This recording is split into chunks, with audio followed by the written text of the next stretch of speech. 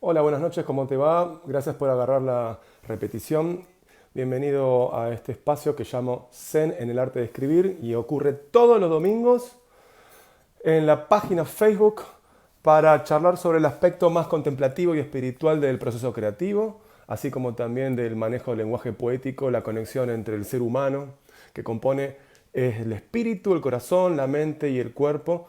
Entonces la conexión del ser humano con el texto y con el mundo. Esta es una oportunidad entonces para reflexionar acerca del proceso creativo, cuál es tu relación con los materiales de la vida, cuál es tu relación con las personas, con las cosas, cuál es tu relación con el texto, de tal manera que puedas sentir inspiración y al mismo tiempo aplicar estrategias desde tu sinceridad.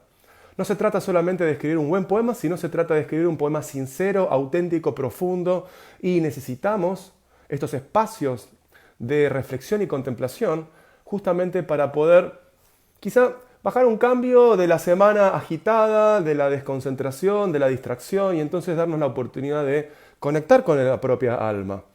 La expresión estética es primero autoconocimiento. Si uno no tiene una exploración profunda dentro de su propia alma, entonces cuando uno quiera decir algo, la voz va a estar a un nivel más superficial del lugar donde uno podría haberla encontrado. Domingo es un momento en la semana en donde nos invita a la introspección, el hecho de que no tenemos demasiadas tareas que realizar y es el reposo de toda la semana. Por eso, domingo de Zen en el arte de escribir es una oportunidad para que vos converses con vos mismo y te puedas conectar con tu alma y también revisar algunos aspectos de mentalidad poética, artística y vital.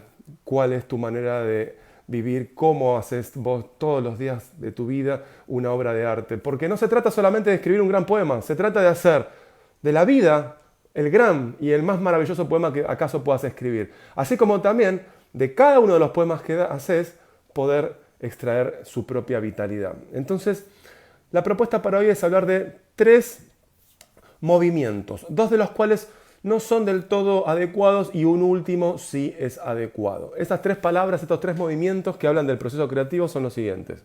Uno, llenar, así como una jarra de agua llena un vaso, llenar. Número dos, llevar, es decir, llevo, por ejemplo, este elemento y lo coloco en esta otra situación. Y tercero es acompañar.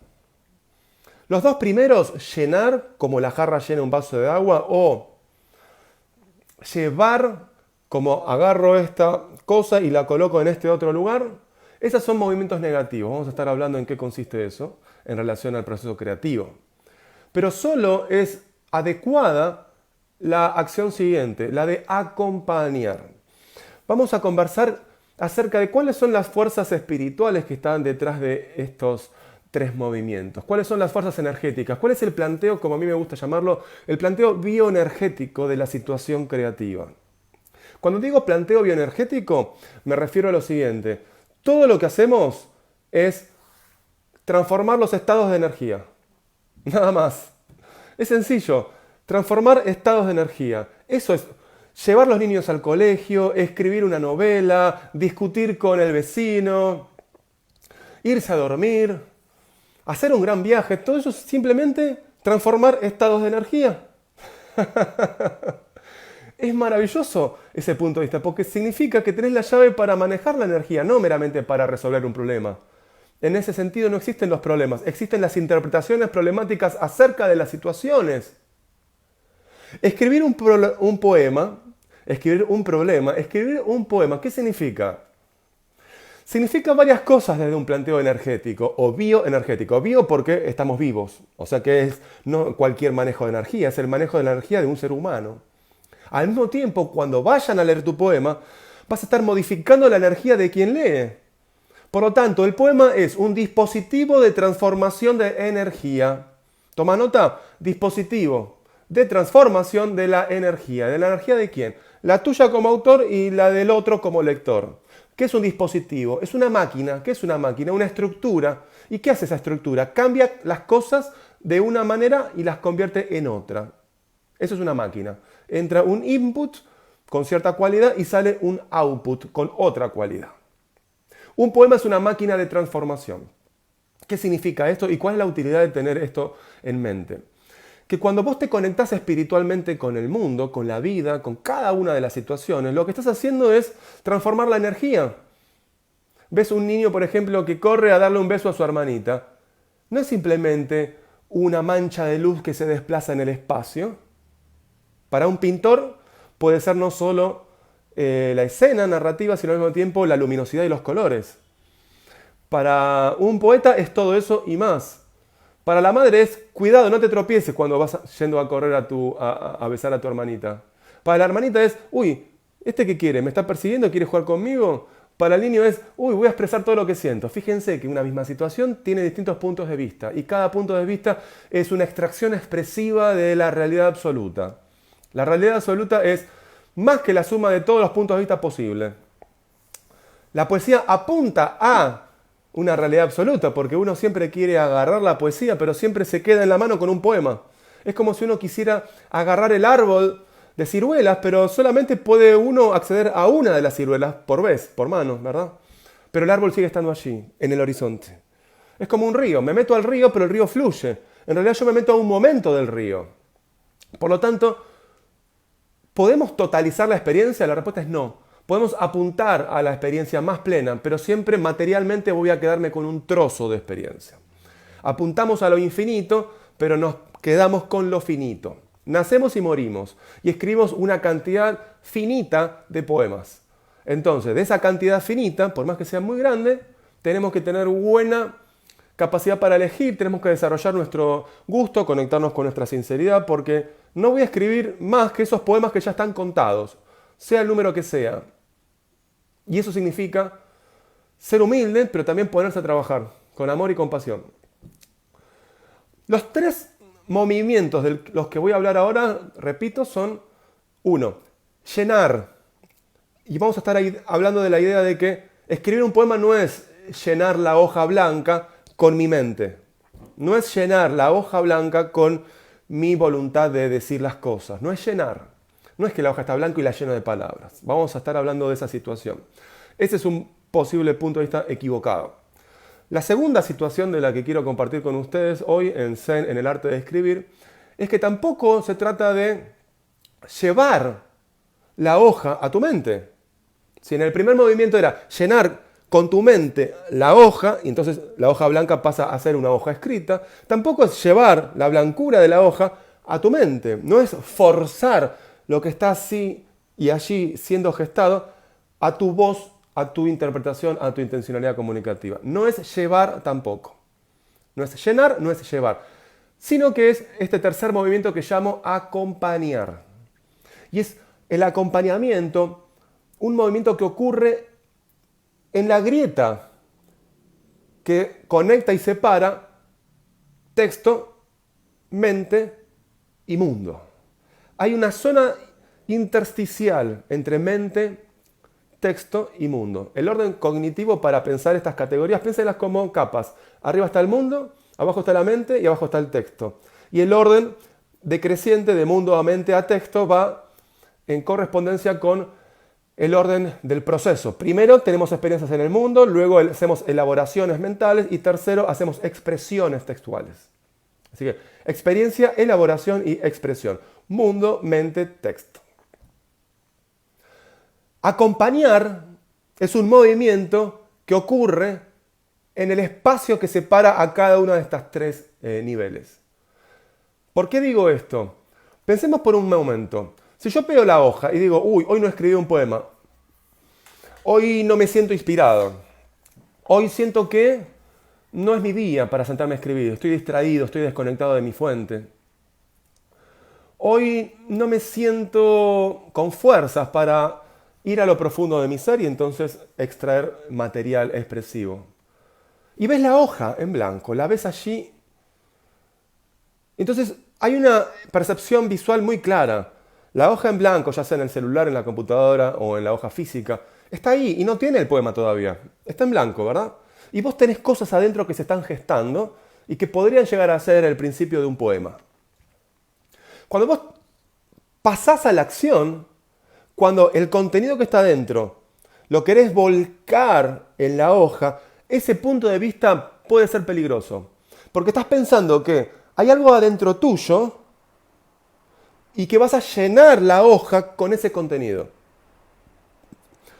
Un ejemplo educativo de esto lo vemos, por ejemplo, en el estilo didáctico iluminista, en donde el alumno tiene un cerebro vacío, el docente tiene un cerebro lleno y la transferencia de conocimiento va de quien sabe a quien no sabe.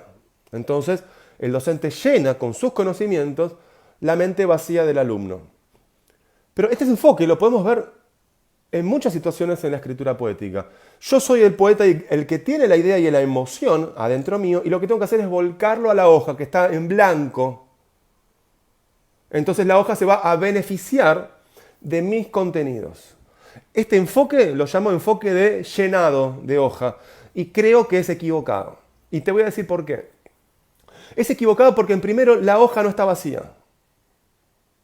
¿Qué significa que la hoja no está vacía? No, la hoja es un punto de vista equivocado que va a recibir y a interactuar con mi fuerza expresiva, pero no es un recipiente. Si yo lo pienso como recipiente, yo mismo me estoy frenando la proyección. Todo es energía en movimiento. La hoja, por lo tanto, es energía en movimiento. Entonces, en vez de pensarla como un receptáculo vacío, ¿acaso si la pensamos como un campo de fuerzas que no solo va a recibir mi energía, sino que al mismo tiempo la va a transformar? Lo que podemos obtener de este enfoque es mucho más rico que simplemente una hoja pasiva que recibe las impresiones de mis ideas y de mis emociones. Cuando yo interactúo con la hoja me está dando datos. El texto que yo estoy leyendo está interactuando conmigo, por lo tanto, la hoja empieza a tomar vida, pero ya la tenía antes por la posibilidad de recibirla. Por lo tanto, el enfoque que considera que la hoja es una cosa vacía y que yo estoy cargado de emociones y de energía y por lo tanto la vuelco allí, es equivocado porque me pierdo la dimensión de la interacción con los blancos, por ejemplo. Y el blanco es muy expresivo para cortar el verso y para cortar las estrofas, por ejemplo. Para aumentar la intensidad de los finales de las palabras, donde yo quiero poner el acento energético. Tengo que dejar esa palabra para el final del verso. ¿Dónde quiero poner el acento energético? Tengo que dejar esa palabra para el inicio del verso. Por lo tanto, el blanco de la hoja constantemente es un campo de energía que eleva la perceptibilidad visual, así como también, por convención, activa el código de acá viene la pausa. Todo eso lo hace la hoja blanca, por lo tanto, no es blanca. Está llena de colores. Así como también es un silencio que está ahí, disponible para ser llenado con las vibraciones que yo le transmito. El enfoque equivocado por el cual yo pienso que la hoja va a ser llenada con mis contenidos nos conduce a una situación pasiva y va a ser más fácil pensar que la hoja es un movimiento más que interactúa con el mío y no que es una cosa quieta como un receptáculo vacío donde yo vuelco cosas. Si yo lo pienso así, me pierdo la posibilidad de que la hoja interactúe conmigo. Escuchar lo que tiene para decir ese silencio. Ver los marcos de la hoja y ver cómo energéticamente se ubica mi planteo gráfico de longitud de versos. ¿Qué dibujo gráfico voy a hacer?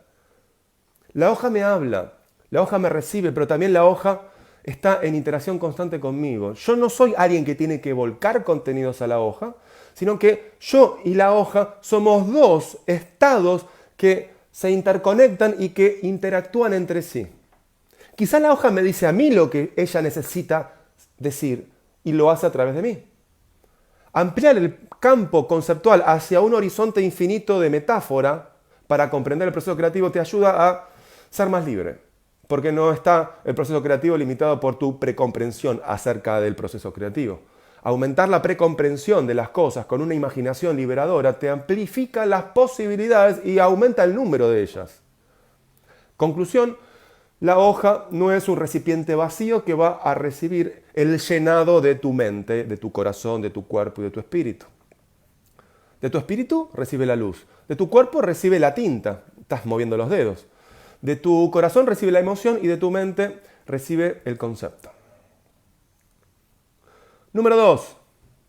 Tampoco se trata, cuando vos tenés un borrador suficientemente desarrollado, no se trata de agarrar el borrador y llevarlo hacia donde vos querés que llegue.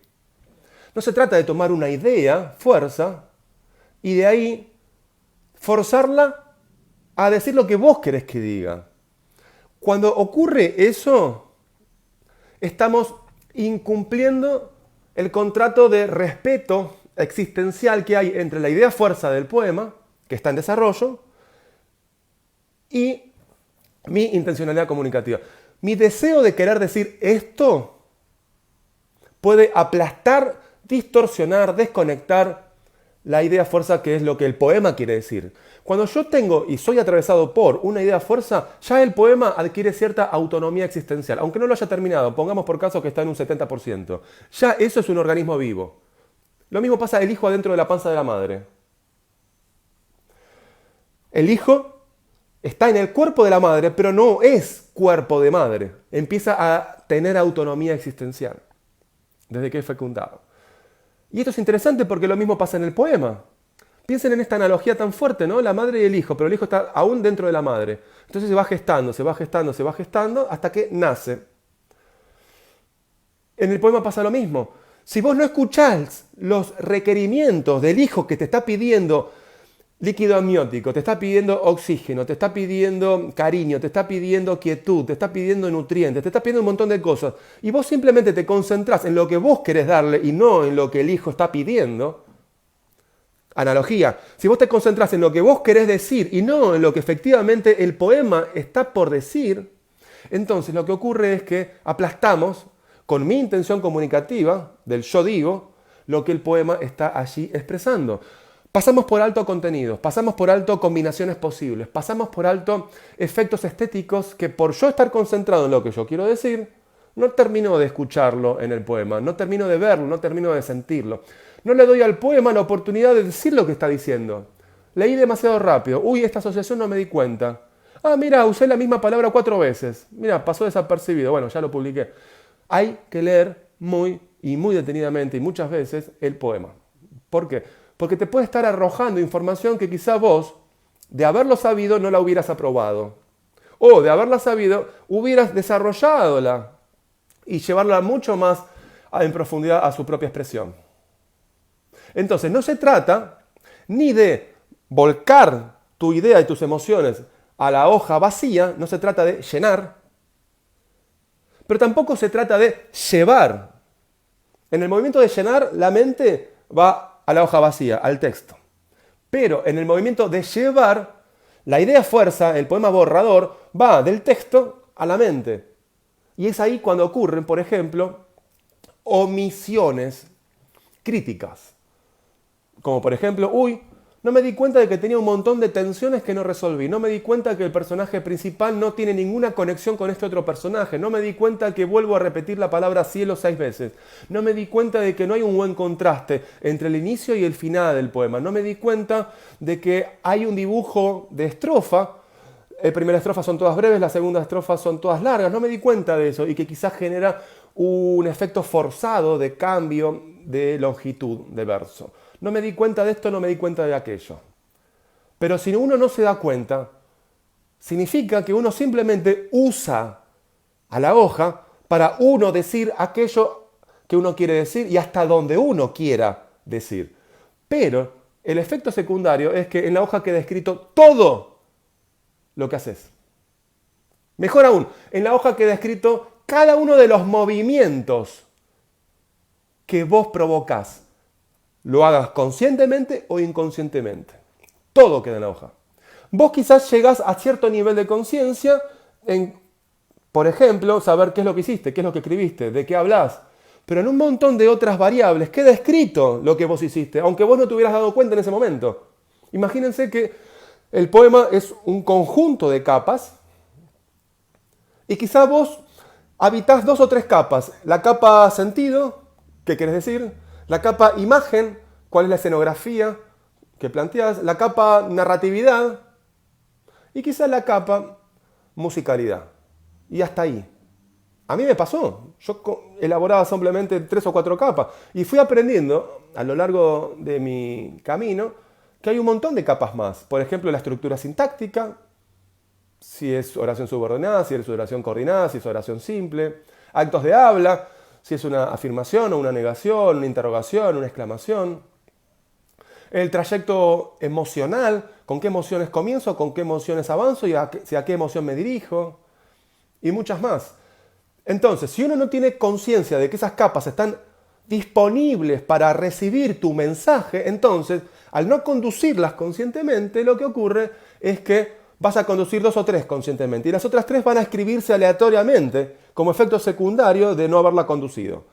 Pero el lector aguzado, el lector fino, el lector que siente en todas las capas, un lector profundo, va a recibir esa información y esa energía de todas las capas. Por eso es muy interesante que para escribir bien hay que leer bien. Por eso te invito a que la próxima lectura de poesía leas tratando de encontrar más capas de sentido y más capas de expresión, no solo de sentido, sino también de el dibujo, la sonoridad, los actos de habla, la estructura sintáctica, el trayecto narrativo, el trayecto emocional, la correspondencia con verdades del mundo, la correspondencia con el modo coloquial como se habla o no, etc. Esto es muy importante porque si lees bien, vas a estar en condiciones de escribir bien, porque no puedes mostrar lo que no ves. Entonces, primero tenemos que aprender a ver para después aprender a mostrar lo que vemos. Son 2 movimientos. 1, aprender a ver.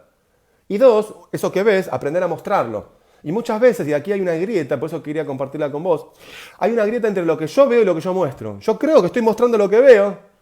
Después viene el lector o un mentor de poesía y te dice, no, el texto dice una cosa y a la luz de la conversación que tuve contigo, parece que tú dices otra cosa, aunque sea un micro detalle. Entonces el texto está diciendo algo que vos no querés decir. Y esto es muy importante tenerlo en cuenta, porque significa que uno está viendo distorsionadamente y uno está viviendo en una realidad alternativa. Uno tendría que aprobar absolutamente todo lo que ocurre en el texto, en cada una de las capas. E, idealmente hablando, lo cual es imposible, pero es un horizonte de interpretación, poder aprobar cualquiera de las representaciones que aparecen en cualquiera de los lectores que vayan a leer tu poema. Como esto es una situación ideal, pero sirve como idea regulativa, conclusión, es muy importante que vos leas el poema fuera de tu mente autorial. Léelo como un lector. Si te gusta o no te gusta, qué funciona y qué no funciona, y por qué. Esto te va a sacar a vos de el casco del encantamiento del autor, de tal manera que vas a leer lo que el texto te dice y no lo que vos quisiste decir. Porque, repito, muchas veces me ocurre con alumnos que el alumno cree que está diciendo una cosa y el texto dice otra. No, no está diciendo esto, está diciendo lo contrario a veces. ¿Por qué ocurre eso? Porque uno está enfocado en yo quiero decir y yo lo tengo claro en mi mente. Pero para corroborar si el texto dice lo que yo quiero decir, y eso es importante, porque yo no tengo manera de llegar al lector sin el texto.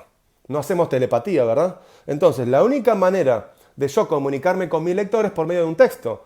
El lector tiene acceso al texto, no tiene acceso al autor. Por supuesto, al menos que haya una conferencia, ¿verdad?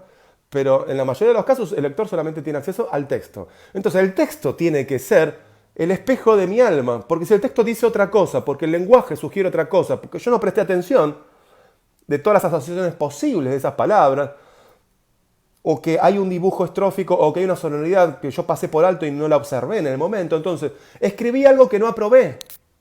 Dejé que se active algo que yo nunca me di cuenta que estaba allí. De haberlo sabido, lo hubiera cambiado, lo hubiera mejorado, lo hubiera cambiado de lugar, lo hubiera sustituido por otro elemento, y cual sea la operación que vos sientas, pero tenés que verlo, pues si no lo observás no podés evaluar, y si no podés evaluar no podés cambiar. El esquema de acción son 4 fases. Observar.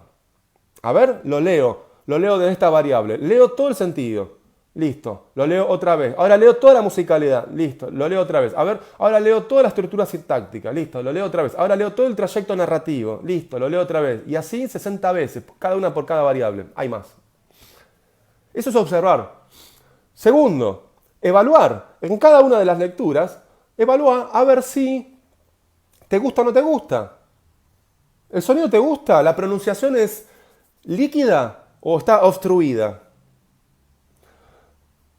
¿La musicalidad es aliterada o no? El trayecto narrativo te conduce a una estructura de antes a después de transformación de estados en donde hay una fuerza agonista y una fuerza antagonista en donde se proliferan los problemas y después las soluciones posibles, de las cuales casi todas son intentos fallidos hasta que una es la final y la que resuelve o no. ¿Está ese planteo energético en el plano narrativo de tu texto? Ah, no lo sé, nunca me lo planteé. Yo estaba concentrado en mis emociones, estaba concentrado en una capa. Hay que leer todas las capas y hay que poder evaluar a todas y decidir si querés o no que esa construcción esté planteada de esa manera. Porque si no lo querés, hay que modificar. ¿Qué es mejorar? Mejorar es modificar un estado en un estado opuesto. Es decir, diferente o contrario, ¿verdad? O sutilmente diferente. Eso es modificar. ¿Por qué quiero modificar? Porque es la condición de posibilidad para mejorar. ¿Por qué quiero mejorar? Porque quiero que el texto diga lo que yo quiero decir. Quiero que el texto diga lo que a mí me emociona leer en mi texto. No quiero que haya un accidente interpretativo que el lector asocie tal palabra con tal otra situación, porque te saca del campo poético que yo planteé, te saca del mundo textual que yo planteé. Yo quiero realmente que el texto sea la expresión de mi alma, no quiero que haya accidentes de lectura. O bien, quiero que haya un campo de indeterminación de la lectura porque mi obra es abierta, en el espíritu de Humberto Eco, el libro Obra Abierta. Entonces, también debo yo controlar ahí los sentidos posibles y las asociaciones posibles. El libro El Ulises, de James Joyce, no se escribió por azar, aunque habla del flujo de la conciencia, donde hay mucha presencia del azar, pero hay una arquitectura absolutamente lógica de ese azar.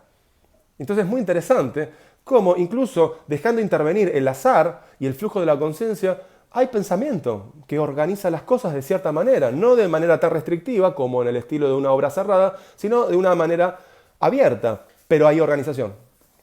Y esto es muy interesante tenerlo en cuenta. Por lo tanto, tampoco se trata de llevar el poema borrador, el poema que está en desarrollo, simplemente por los caminos del yo quiero decir. Porque de esa manera te perdés todos los sentidos posibles que el poema te está ofreciendo. Combinación, por ejemplo, de la palabra que está en el verso 1 con la palabra que está en el verso 17. Capaz que esas dos palabras construyen una imagen maravillosa.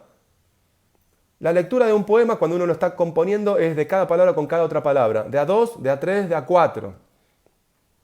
Y ver si el poema, como campo de combinaciones posibles, como campo de segmentaciones posibles, ofrecen posibilidades más interesantes de las que plantea mi intención comunicativa. Muchas veces ocurre que uno tiene una idea para comunicar y el poema arroja una idea mucho más interesante. Porque quizá por accidente combinaste dos palabras, dos oraciones.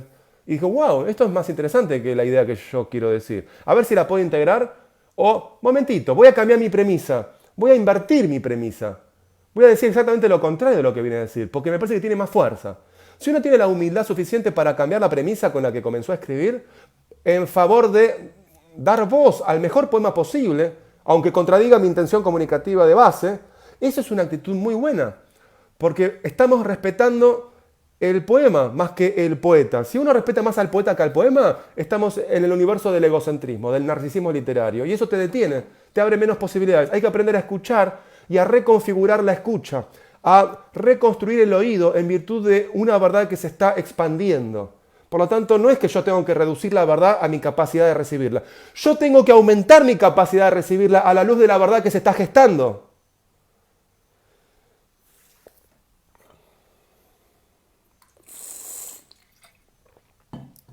Y la tercera acción o movimiento es la de acompañar. ¿Acompañar qué?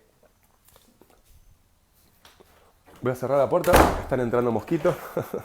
¿Acompañar qué? El proceso, acompañarlo todo. ¿Qué significa acompañar el proceso? Estás escribiendo, por ejemplo, y de pronto sentís que una combinación de versos es más interesante que el mensaje que vos querías escribir. Entonces, si vos te corres del plano, la hoja está vacía y yo lleno la hoja con lo que yo pienso, entonces estás disponible a recibir un mensaje que te está dando esa combinación aleatoria de palabras, por ejemplo, y reescribir el poema para que eso se note más, se note de una manera más clara. Entonces ahí vos estás acompañando el proceso de autodesarrollo de la idea fuerza. ¿Qué significa eso? Cuando vos escribís, estás escribiendo un texto. Eso es secundario. En realidad lo que estás haciendo es permitiendo que la idea fuerza de la poiesis que está dentro tuyo, pero también está en el texto y está en el mundo que te inspiró, Estás permitiendo que eso se despliegue. Estás acompañando a que el hijo crezca. No se trata de poner el hijo en la panza.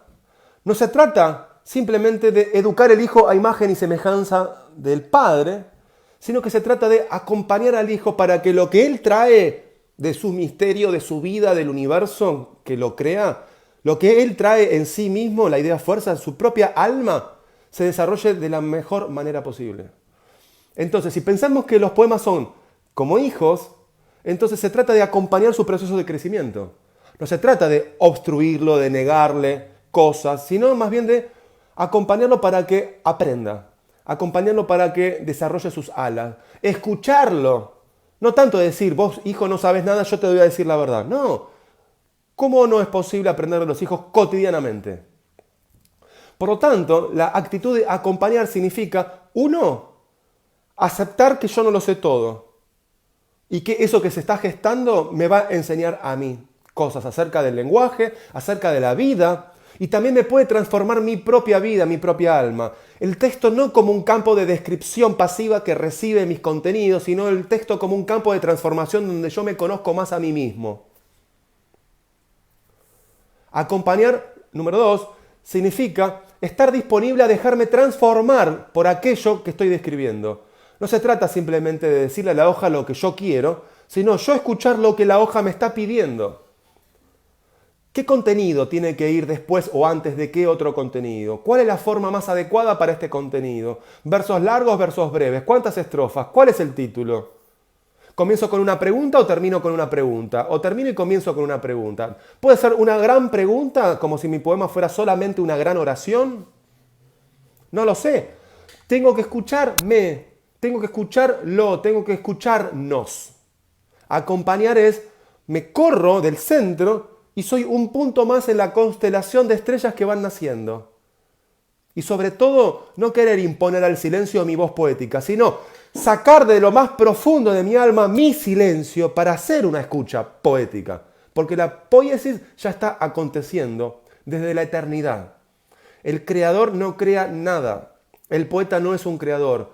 El poeta es un receptor, escucha y asimismo copia esa gran escucha profunda, milenaria, instintiva, misteriosa, cósmica. Escucha, mirás una planta más de 5 minutos, más de 10 minutos, más de una hora. Empezás a vos a plantificar tu imaginación y tu corazón. Vos empezás a tener sangre verde, empezás a tener hojas en cada uno de los ojos. ¿Y qué significa eso? Significa que estás convirtiéndote en aquello que escuchás. Acá obtenemos una pregunta de Val, dice, hola a todas y a todos, no entiendo por qué cuando escribo solo fluye. Si reparo en la construcción no logro seguir. Solo me posee el momento hasta que te puedo decir que no logro entender demasiado lo que de mí nace. ¿Cómo hacer para escribir deteniéndome en las pautas para mejorarlo? Bueno, gracias por tu consulta, Val. En realidad uno no se detiene, uno acompaña. ¿Qué significa eso? Significa que es equivocado el enfoque por el cual uno siente que el poema por un momento fluye en la euforia de la emoción, en la nitidez de las percepciones, en la novedad de los contenidos y de repente se detiene. Uno hace otras actividades y después vuelve a ese borrador energético vivo, original, auténtico, está ahí, pero quizás siente que, bueno, le falta desarrollo, o le falta organización, o le falta depuración. Entonces, dentro de este enfoque equivocado, es, bueno, ahora ¿cómo lo mejoro? Esa es una pregunta que te pone directamente afuera del río. El enfoque adecuado para seguir fluyendo es que no hay una fase de composición. Y yo sé que siempre hablo de las 4 fases del proceso creativo: experimentación, gestación, invención y composición. Pero en el fondo no existe ninguna fase. Existe tu sinceridad, existe tu sensibilidad. No existe el poema allí mismo. Vos lo estás leyendo y hay texto allí. Sí, pero cuidado, el texto también es una jaula que encierra. Antes de ir al texto, uno tiene que ir a lo profundo. Antes de ir lejos, uno tiene que ir hacia abajo. Antes de ir hacia adelante, uno tiene que ir hacia abajo. Antes de ir al texto, uno tiene que ir a su mente, corazón, espíritu y cuerpo. En el nivel del texto no se mejora nada. Se puede reparar algunos detalles, pero eso es secundario. Si realmente estamos hablando de cómo mejorar mi poema, pensemos en términos de un hijo. Imagínate que el poema es un hijo. ¿Cómo mejorar a mi hijo?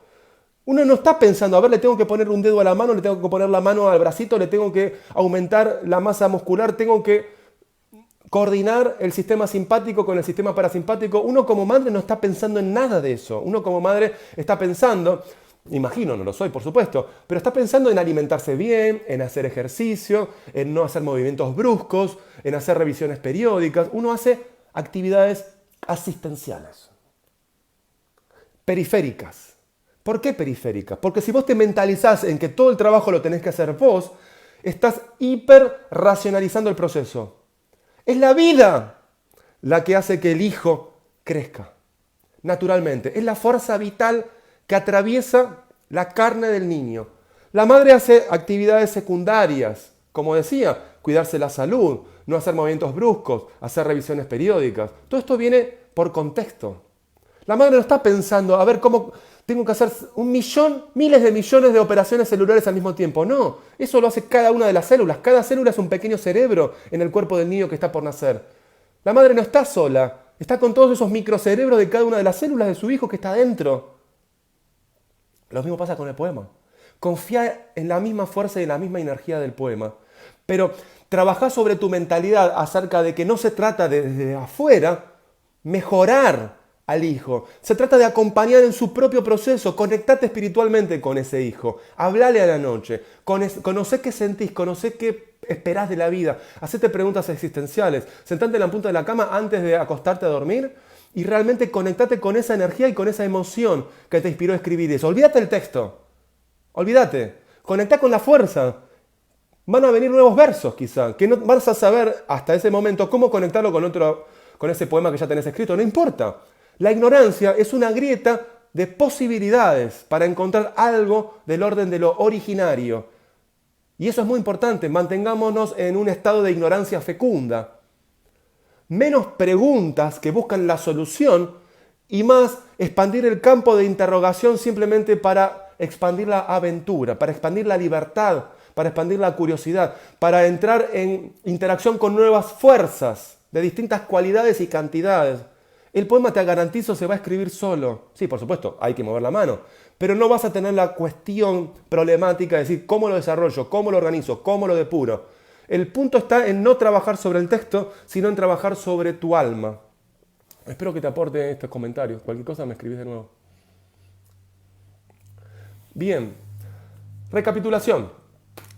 Hoy hablamos en Zen en el arte de escribir acerca de 3 movimientos, de los cuales 2 son negativos y solo 1 es positivo. El primer movimiento negativo en el proceso creativo consiste en pensar que la hoja está vacía y que uno como poeta está lleno, por lo tanto, el movimiento de llenar la hoja con mi mente nos conduce a un encierro. Porque evitamos la interacción que podemos llegar a tener con la hoja y pensamos que la hoja simplemente es algo muerto, cuando en el fondo todas las entidades son momentos y posiciones de múltiples trayectorias de energía y de información. Si nos pensamos como una gran sopa energética en el infinito, entonces uno está disponible a interactuar con cualquier vibración y eso hace que uno pueda conectar con múltiples canales energéticos y de información. Y a uno le cuesta muchísimo menos estar en una actitud creativa. Número 2, otro movimiento negativo es pensar que ese borrador que está escrito tiene que ser llevado a mi intención comunicativa y simplemente el poema va a decir lo que yo quiero que diga. Eso tampoco nos ayuda, porque si no nos perdemos los milagros, las magias, las grietas, los silencios, las combinaciones, segmentaciones, autoelecciones que el mismo poema hace para mostrarme a mí cosas que yo no había contemplado. El poema tiene su propio inconsciente, el poema tiene su propio campo de azar. El poema es una criatura no solo del misterio, no solo del universo, no solo de la vida, sino también del lenguaje. Si yo estoy abierto a todos esos canales energéticos, misterio, universo, vida, lenguaje, entonces yo no estoy cerrando todas esas compuertas desde mi Gran puerta abierta que es, acá vengo yo a decir lo que yo quiero, ¿eh? Se cierra el misterio, se cierra el universo, se cierra la vida, se cierra el lenguaje. Ustedes trabajan para mí. Eso no funciona. Para nada. No funciona. Hay que ser humilde, hay que ser sincero y poder dejar todas esas puertas abiertas, porque en el fondo no vas a encontrar las islas desconocidas nadando. ¿Sabes cómo las vas a encontrar? Surfeando. ¿Qué significa eso? Agarrar la tabla con mucha humildad, pero con mucha técnica y mucho amor, y surfear las grandes olas, porque la creatividad está en la ola, no en nuestra capacidad para nadar. Nadar es reparar problemas secundarios, corregir el texto, tareas asistenciales secundarias. Las grandes fuerzas son las del mar. Y uno no es el mar, uno surfea en el mar. Uno no es el poeta. El poeta surge de la poiesis de cada poema. O sea que hay tantos poetas como poemas. El poema crea al poeta y uno encarna desde el ser humano a ese poeta que ese poema está pidiendo. El poema es el hijo y le pide a una madre para que el hijo siga desarrollándose. Pero el ser humano se convierte en madre, dado que hay un hijo que está pidiendo ese rol. Uno no es madre, uno no nace padre, sino que uno adquiere ese rol por la nueva existencia que está ocurriendo. Por lo tanto, no puedo ir con mis prejuicios o con mi mentalidad a ocupar un rol sin primero escuchar lo que la situación me pide. Lo mismo pasa con el poema, y con el poeta, y con la poiesis, y con el acto creativo. En este sentido, misterio, universo, vida y lenguaje son campos dimensionales de energía y de información. Yo acompaño lo que el misterio está fluctuando, acompaño lo que el universo está poniendo frente a mis ojos, acompaño lo que la vida me hace experimentar, pensar, sentir, hacer, evaluar, valorar, creer. Acompaño lo que el lenguaje me ofrece como azares lingüísticos, segmentaciones, selecciones, combinaciones. Uy, acá se puede introducir algo. Uy, acá se puede eliminar algo. Uy, acá se puede cambiar de lugar algo. Uy, acá se puede sustituir algo. Empezar a escuchar y dejarse conmover con cada una de las células, de tal manera que cada una de las células se alinea con cada una de las flechas energéticas que está ahí ocurriendo en el acto creativo. Si uno está disponible, significa que uno está fragmentado y disponible para ser llevado hacia otra zona. Y desde ese otro lugar volver comunicativa y estéticamente en forma de poema. Muchas gracias por acompañarme, nos vemos el domingo que viene y acuérdense que mañana tenemos lunes de filosofía, nos vemos en la noche. Abrazo.